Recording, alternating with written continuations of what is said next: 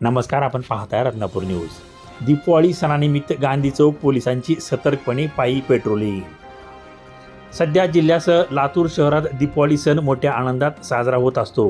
त्यानिमित्त शहरातील व जिल्ह्यातील अनेक भागातून नागरिक खरेदीसाठी लातूर शहरात येत असतात।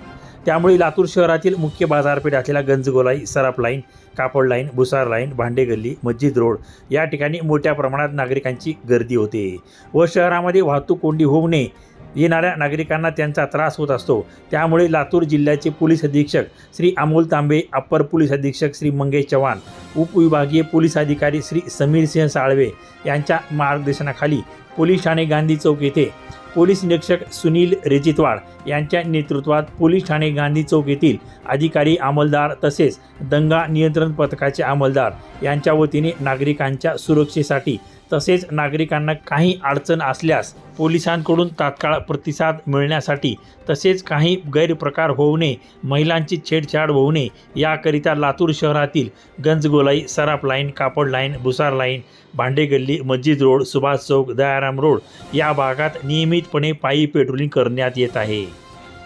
रत्नापूर न्यूज, लातूर।